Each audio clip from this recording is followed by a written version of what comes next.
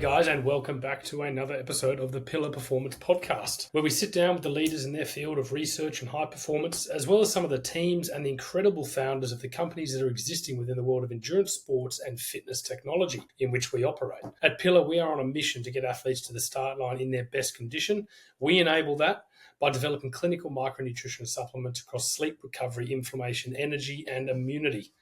On this week's episode, I sit down with Alex de Boer, the founder of de Boer Wetsuits.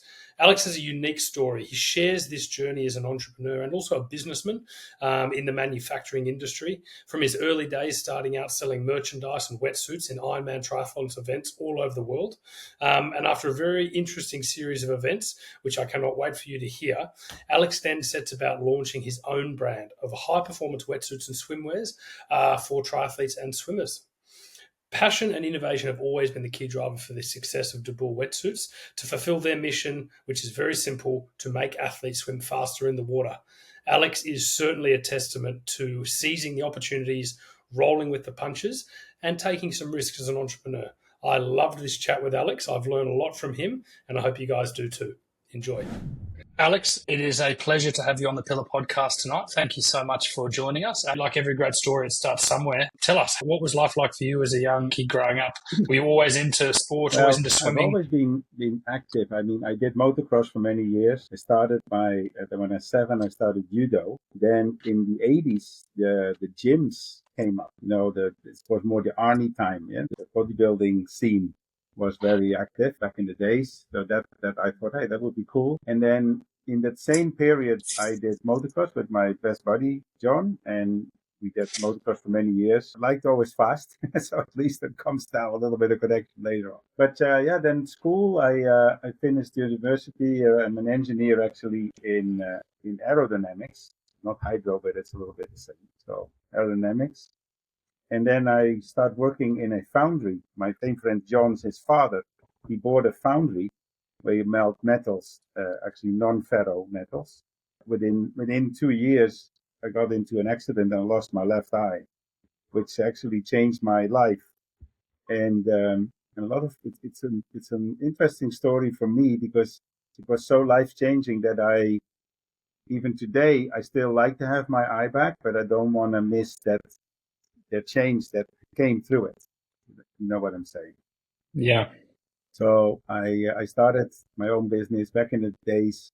I've always been buying and selling. I've been selling cars. I've been selling mobile, not real mobile phones, but back in the days you had the phones that you had like 300 meters walking range outside the house, selling those, sold t-shirts, jackets, all kind of stuff. Anything I could sell, I did.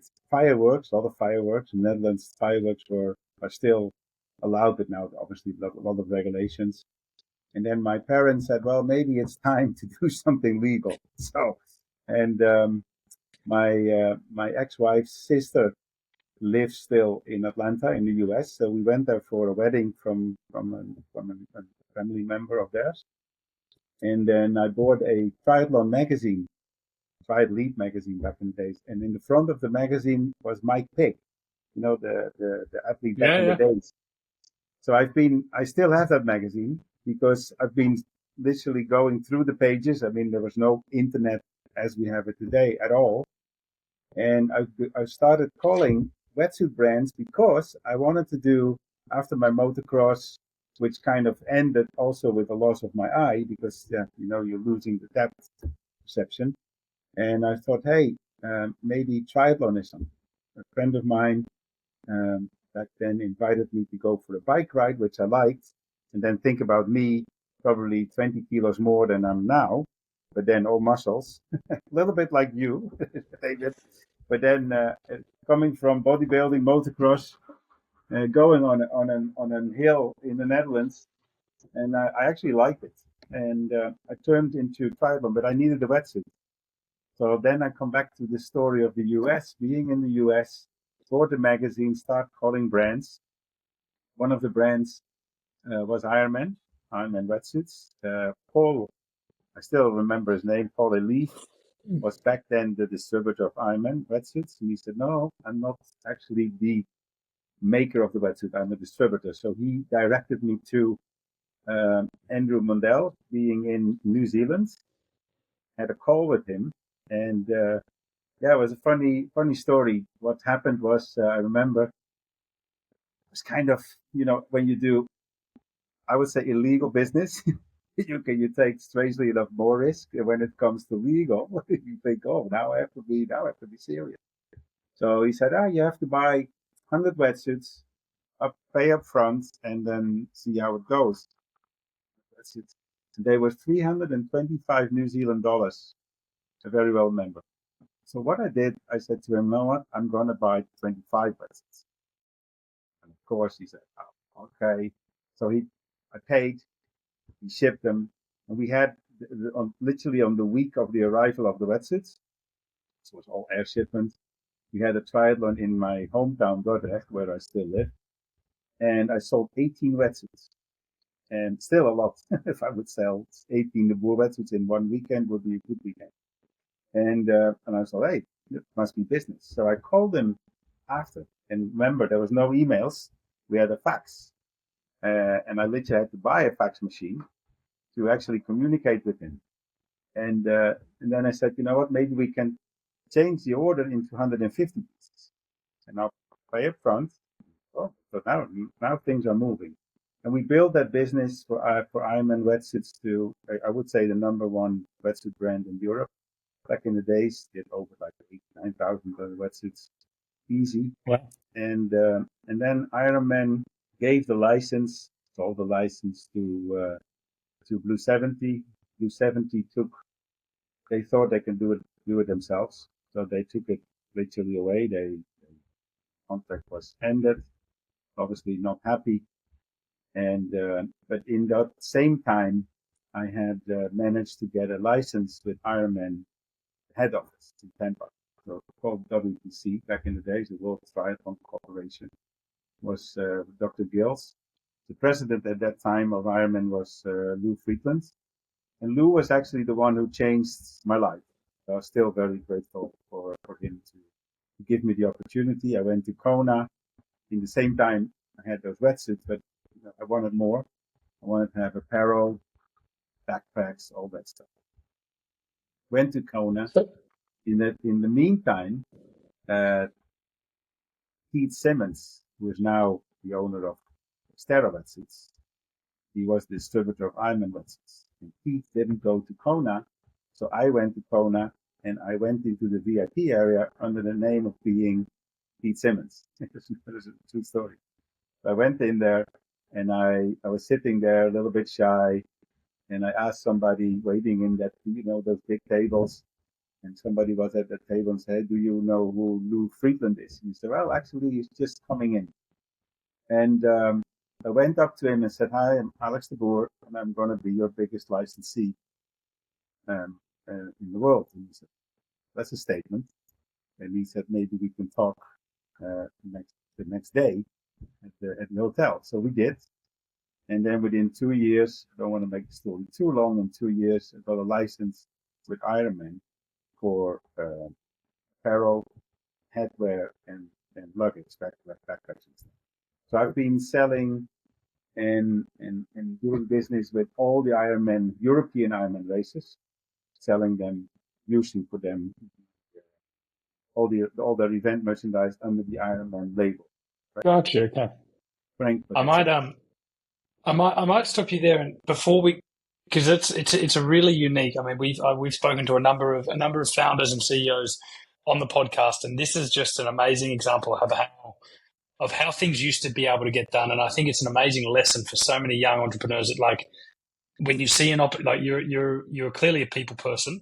I want to the first time I want to, like, just set the scene in terms of, so when those first 18 wetsuits came to you, and you said you sold 18 wetsuits, I think a lot of people out there would be like, "Oh yeah, he probably set up a website." Let's talk about how did you actually sell? Like, how did you actually sell the 18 wetsuits? They arrived in the box. There was a race. Can you just explain what was the sales strategy? Because you're not formally trained in sales, but clearly you have a knack for being able to sell and have a confidence with people. How was the initial? Like, did you know about wetsuits? Did you know about the technology? Like, how did you go upskilling yourself on the sell, so to speak, and how did you do it? Yeah. Well, it's almost embarrassing to tell this story, but I got the wetsuits, and I wanted to do a triathlon, but the triathlon was already done after I got the wetsuits. So, and I didn't swim. It's a true story. Didn't swim for like almost a year in the wetsuit at all, but still been selling them. And the strategy for me was go out to in a little van. I bought a Toyota Hiace second hand. Go to the event, had a little. There was no Easy Up then, didn't exist. You go to like a market food thing, like you go to the market now on Saturday, and then you hang in a few wetsuits.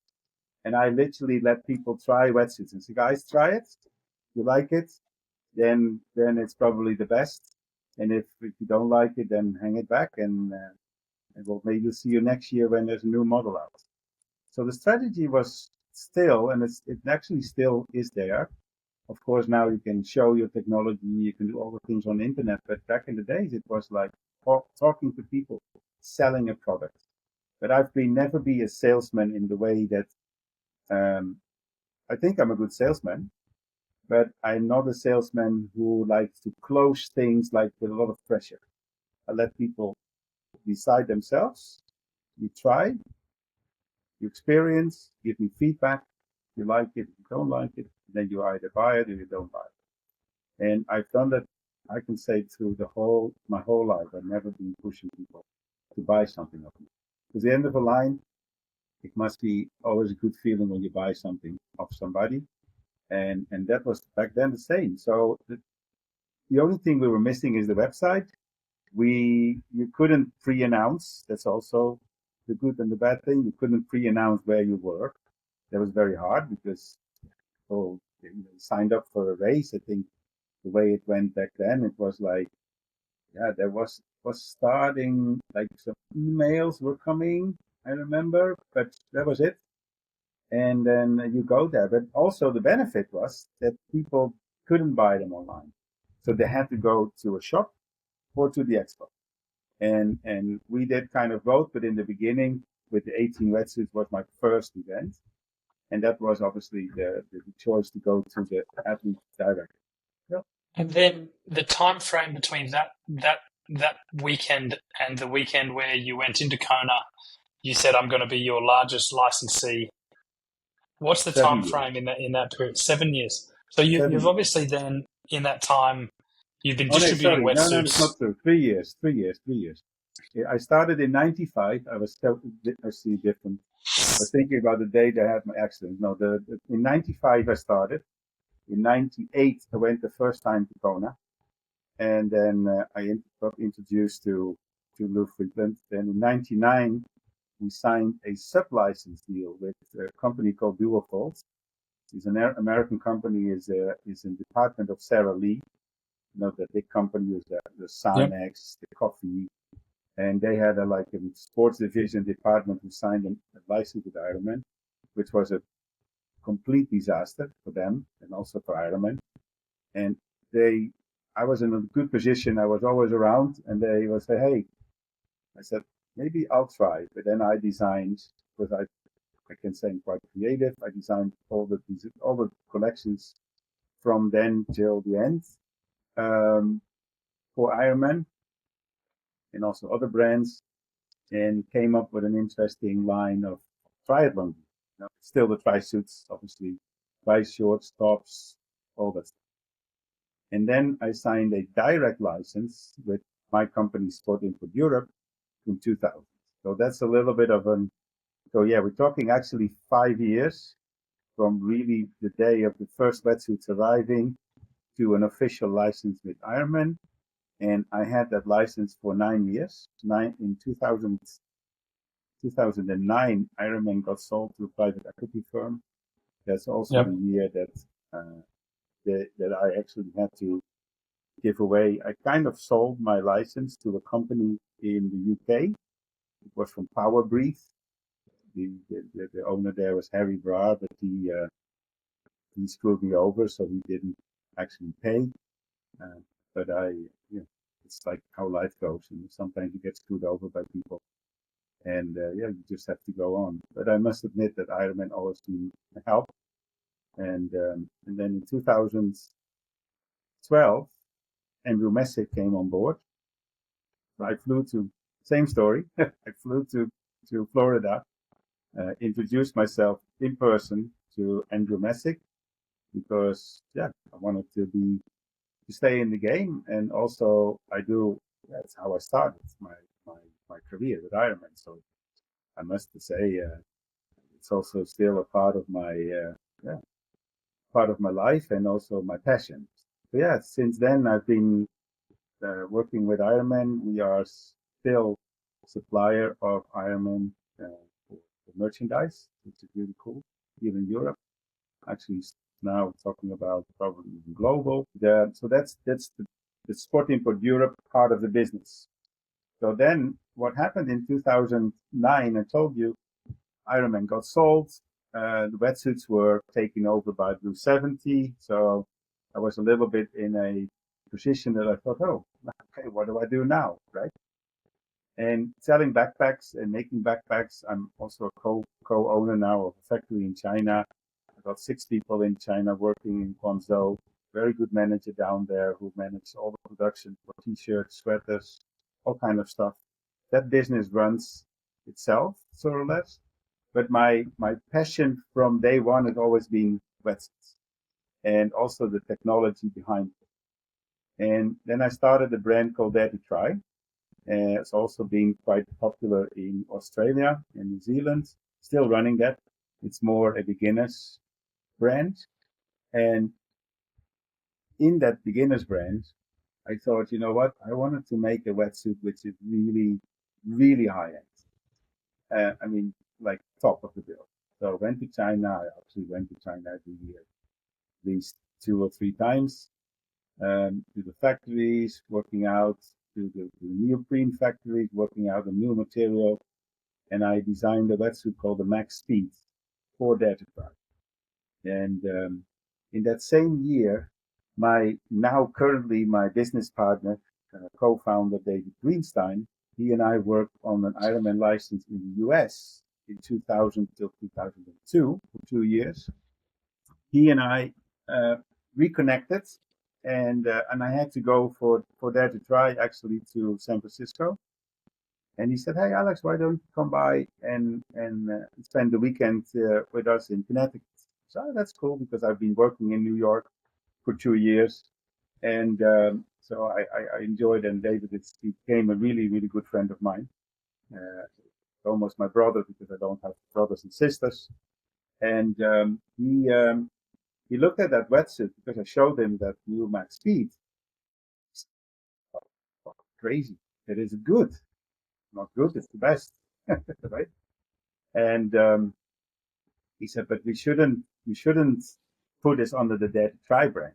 It needs to be a different name. And I said, I might be interested to, if you like, that we create a new business. That's something. The next day, I had a meeting with him. He came up with a plan. He had a very good designer, Daniel Poisson. Still, it's now obviously the Boer team. And he said, we're going to call the wetsuit brand the Boer. It's my last name. And it was a funny one because the Boer is, I think I know you what it translate means. it, it Yeah, means the farmer, right? yeah. So I've I got a lot said, of I got a lot of South African friends. exactly. So it's the farmer. Yeah. So, and he said, no, listen, and David is actually also South African. He said, I know, but it's a good name. It's the Boer. It's strong. And so we designed literally on that day our logo, the DB logo. I can't show it because I actually got a tattoo on my arm when we hit our first Nice. milestone in sales. And Nice. since then I had the opportunity, thanks to the team I'm working in now, with Danielle, with David, back in the days Daniel Clark, but mainly to spend time on innovation, and that's what I like. And I think that's very important. A lot of companies they sell products because they want to make money out of it, and they do it because it's their way of living. And for sure, I have that business. You know, I really enjoy selling backpacks, making products. I mean, there's stuff around me here, caps, visors, all that stuff. But it's not a passion product, right? A wetsuit is Yeah. something. How can you make people faster? And so we had this, I can say, tremendous journey. We started with Jan Frodeno. Jan tested actually it was back then we called it the Fjord 1.0. Tested the Fjord 1.0, came back to me, had a lot of wetsuits to choose from. And he said, Alex, yours is 2 seconds faster than any other wetsuit on 100 meters. If you take an Ironman distance, it's a lot, right? And so he said, I want to talk. So we had a company, we made a contract. My wife, Brooke Brown, was in training in the team with Daniela Reeve with Brett Sutton, and back in the days Sabine Scherer, which is her best friend. So we got Daniela also on board. She loved the wetsuit. Jan. So these two actually were the first. Then got Ben Knut. But for me, the interesting part was that these athletes actually challenged me on the whole time. Like, hey, can we improve this? Can we improve this? How can we just make this faster? And over the years, so we are actually celebrating our 5th anniversary as per now. So on the 8th of April, so last month, we had our 5th official date. It was the Oceanside in 2000, 18.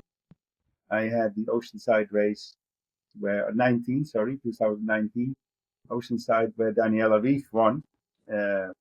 And Ben Knut came out of the water first in our wetsuit and actually won. I think he won the race. I think he did. And so yeah, we had a pretty cool journey.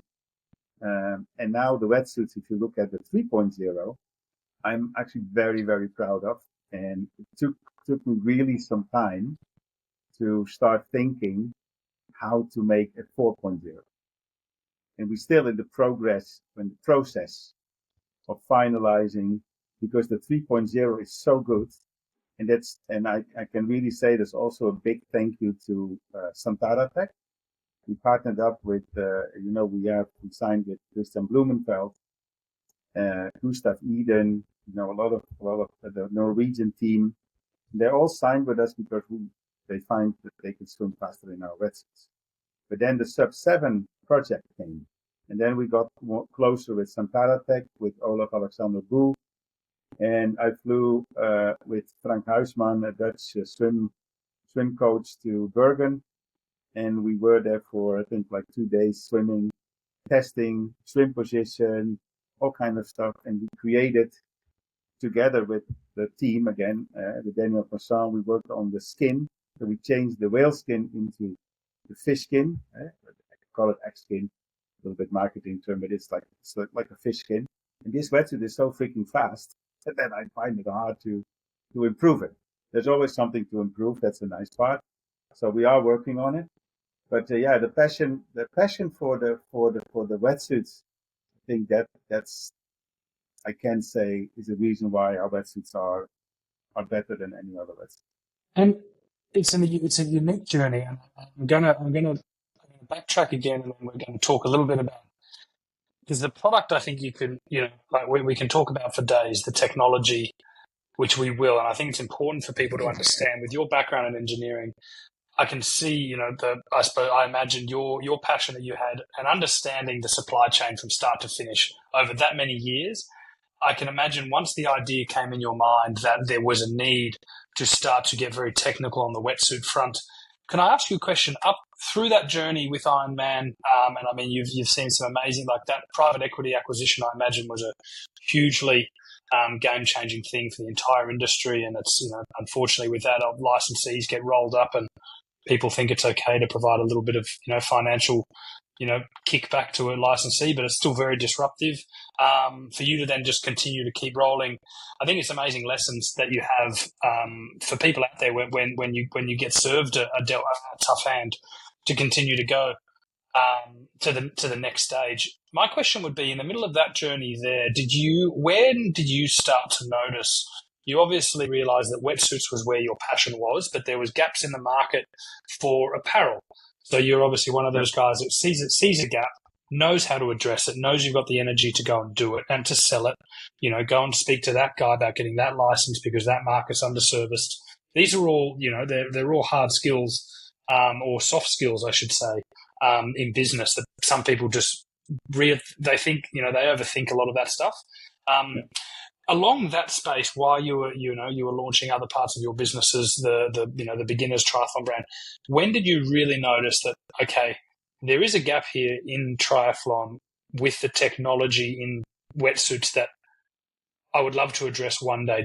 Was there a moment where you said, oh, look, I could do a better one that I'm producing, but I'll leave it for, when did you know that there was an opportunity there, and how long, once you noticed it, did you go, okay, well, I'm now going to go and approach this in the way that you did with your partner, as you were saying?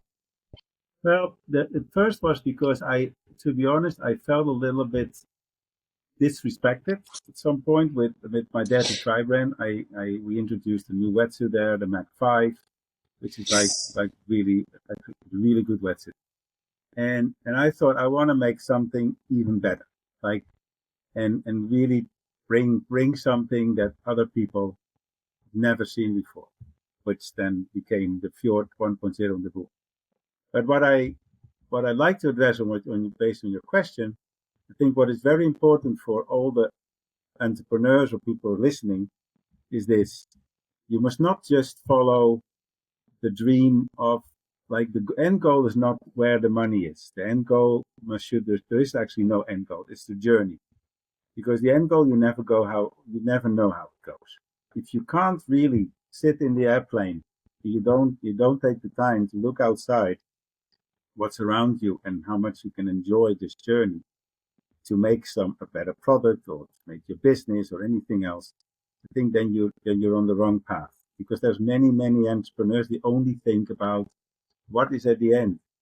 But I had that many times. I was with Ironman Wetsuits, and people take it away from you, right?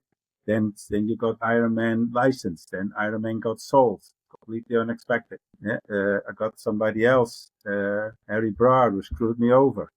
I'm happy to use that name because he did, and he knows. So the thing is that every time, I think for an entrepreneur, you always have to be able to stand up again and keep going.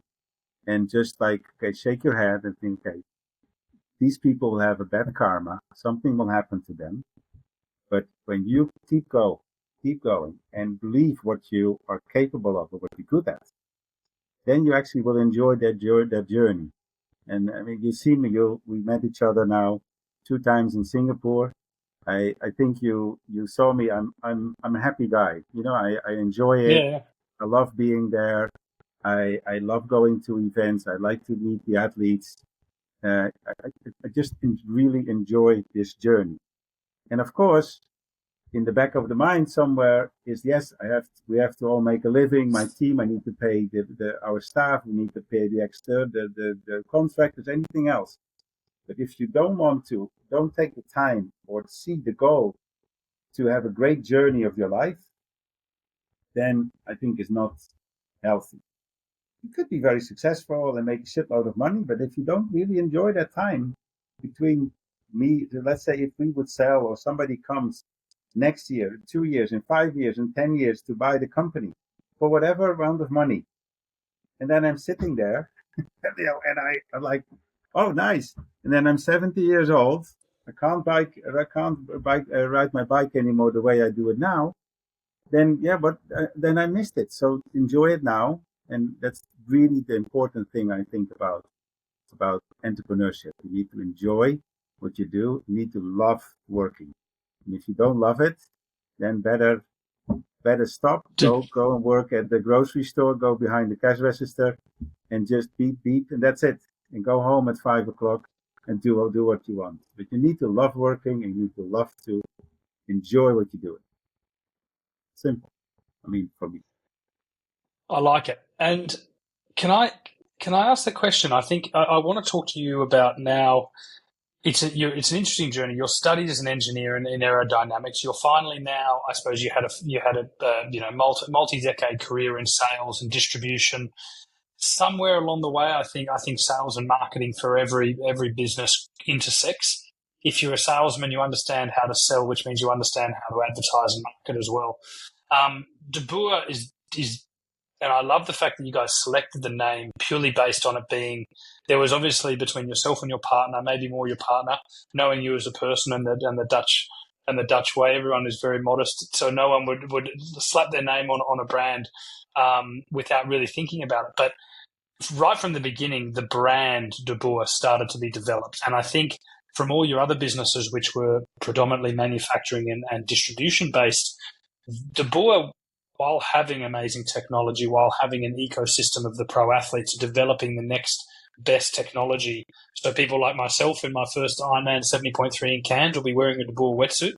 And by all means, not a pro swimmer or anything, but the De Boer brand, how did you start? I think you guys clearly realized that the technology that was going to be with De Boer was only really going to be recognized to the consumer and to who you were selling the product to, or you were making it available to, if you were able to match that with the correct brand. And it seemed like that you knew your previous brand wasn't that brand, and you needed to create a new house for this technology and the way that you wanted to develop wetsuits, which is going to stand you apart from all the other brands. How did you guys go about when you were, were you more on the technology front? You said to your partner, okay, look, I'll provide you with the best wetsuit. You guys come up with the brand that matches the suit that we're going to bring to the market. Was that how you guys concepted the structure of the company? Yeah, the structure of the company. I'm responsible of everything to do with the technology of the wetsuits. Of course, I work pretty close with Daniel and now the athletes and now got Jordan on board and more people. But I'm the end person, also testing and stuff. The marketing side, I mean, that's a big difference of when I started in '95. There was hardly marketing. It was, putting an advert in Triathlete magazine, and that was your marketing. Today, obviously, we got Instagram, Facebook, TikTok, LinkedIn, all these tools, and I think that the Boer has also reached the level where we are thanks to all these new platforms, because you can show much better, and a good website where you can show the technology, you can explain your story. So it would have been actually harder, I'm sure, 30 years ago, when I had to explain my product, the Boer, in a German triathlete magazine, right? Yeah. So yeah. It's different because now you have a reel, you can do videos, you can do stuff. So I can say that honestly, 95% is everything being done by Jordan, by Danielle, and by the rest of the team. Of course I'm involved, but on a daily basis, I'm not involved. My thing is to work on the product. Now we're going into swim. That's our big next thing. It rhymes a little bit, but we designed based on the fish skin, a new fabric. It's a patent fabric. We produce it in Italy.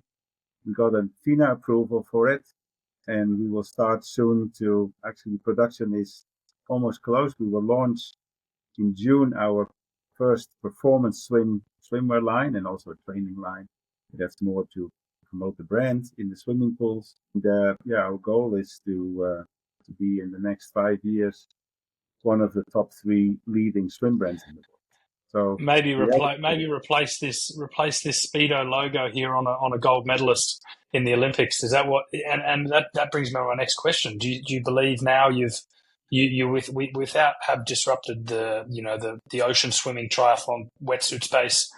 You've preluded there. You think with the technology and the brand that there is a gap in that still the high performance swim space as well. From that, obviously performance training wear as well, swimming, but also race wear, all the way up to will it be all the way? Will you have interesting? And how long has that been in the process for? The process is now a year. We've invested quite a lot of money into it already in testing fabrics, pre samples, flying people over to the Flume. We just come back for the 3rd time from the Flume in Tenerife with top training, doing now swimwear testing, and very positive. So I know it's going to be a much harder nut to crack because there's some big giants into the swimwear world, the Speedos, Arena, TYR, Yeah. Finish, smaller. But anyways, there's some bigger players than us. But we like the challenge. We Yeah. For now we know that our suits and our jammers are faster, and I think our slogan "faster" becomes even more valid in the swimming than in the wetsuits, because in the wetsuits, yes, it is important to come and gain time over an Ironman. You can gain with our wetsuit like 2 to 3 minutes being in T1 sooner than your competitor. But the interesting part with swimming is people train every day. And now this year, obviously, the Olympics in Paris, and they train every day to be half second faster. So when we can provide that half second, a second, and you can go from bronze to silver or from bronze to gold, that is our let's say our business strategy. So we're going to really focus on having people wear the product. You'll see still marketing, but we know we don't have the budget to fight the Speedos and the Arenas.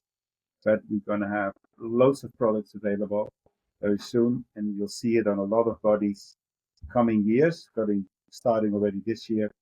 And our big goal is Los Angeles, 2028. And we also have we still doing investment rounds, so we're always open to discuss with people to be an investor in the company, because we definitely have a big goal and a very strong team behind us to make that happen. But the goal is to sit with our partners in Los Angeles in the swim arena, watching the 100-meter freestyle and somebody winning gold in the debut. That's to be honest, Yeah. the road to the journey. So I'm enjoying every day that journey, and that's the outcome. And whether it pays off or don't pay off, the only payoff is that we will be probably going through the roof if somebody really swims and wins the 100 meters in gold. Yeah, and ideally from the Dutch or the Australian swimming team would be nice as well. Exactly. I tell you what, it's. Thank you so much for letting us in on that, and I know that's something that not many people do know what Boer has around the corner. No. I think it's a really interesting next journey for you guys, because with obviously the leisure swimming market is a behemoth in terms of participation sports around the world. Magic Five, we had the Magic Five on the other week, and they really dived into segmenting what the size of that recreational swimmer looked like, and it's a big market. And I think as you've identified, I think it then opens you up to obviously a huge new sales channel, which is front of house swimming pools. Like every swimming pool, I mean, here in Australia, we probably have more swimming pools than people. There is a pop up kiosk store with swimwear in every one of them, and that's a big retail channel for you guys to approach. And with your brand technology and the way you guys have built the De Boer brand now, is retail something that you guys will be focusing on, or you still like the direct to consumer model from a scalability perspective? We will start off with the direct model, because then at least we can kind of control a little bit the market and also learn from the market better. Because as soon as you're going to start to sell and there's a few online stores, for example, they're retail but they're not retail. You know what I mean? They're actually also an online shop, but they have multiple brands, and the danger of those is that they always discount and they don't actually really appreciate. They don't care actually what they sell. They only care how much they sell, and that's a little bit a thing. But on the other note, my feel is, to be honest, that in the next 4 or 5 years, I would say 3 years, my honest feel, we will be approached by a larger company who already does something in distribution, who likes to say, hey guys, why don't you guys join us? Or we do a joint venture, because that's, I think, where our future lies, to be honest. The way we see it is this wetsuit technology being the best of the best. And I'm super proud to say that we are being appreciated in the market as being the best of the best. knowledge, with that image, I think that's the right word, the image of being the best, that is the base for the swimming. And how that will then reveal into sales and in volume and all that stuff. I know I've been in distribution. David's been in distribution. We know how the ball goes, but it's all about finding the right partners, people, companies, investors to make it really go big. You know, but if it doesn't, it's also fine, because then what we do, we take it slower and we go piece by piece, and we build a business based on technology, based on faster, and we can still have a nice journey. And that's, I think, where, again, I'm repeating the word journey a lot, because I think it's a super important one. People forget about the journey. So enjoy it, do what the business you do, and you will see, enjoy your journey in the Boer, in the Boer wetsuit or in the Boer swimsuit, and you will experience that same feeling. Alex, great message. And Jared, who's in the background of this, I'm sure is going to make a great soundbite. And I think this has probably been the most real conversation we've had out of all the brands today. You've had amazing experience. Thank you for sharing it as well. I didn't have to probe the challenges and the ups and downs of any entrepreneurial journey, because anyone who started a business has never had it in a linear direction like this. So thank you for being so open with us, Alex. I really appreciate it. And please, anyone who has not seen or had a look at what De Boer are doing on the wetsuit front, and if you are interested, please, Alex, where is the best place right now? deboer.com is the best place globally for people to go and check out what De Boer does? Yeah, it's deboerswim.com, deboerwetsuits.com, deboerswim.com are the two websites. Unfortunately, deboer.com I know the guy, he's a Dutch. They build tents like for big, like they actually build tents for the Olympic Games, those big white convention tents. That's deboer.com. But yeah, the Boer Swim is our main new website. Please follow us on Instagram, the Boer Swim, go to Facebook, and you'll learn more about our technology. And if you want to learn more about what we really do on the technology side, on the deboerswim.com is a tab. It's called Labs, LABS. Click on it, and you'll learn what we're actually doing to make you go faster and to enjoy that journey. Thank you, mate. Thank you.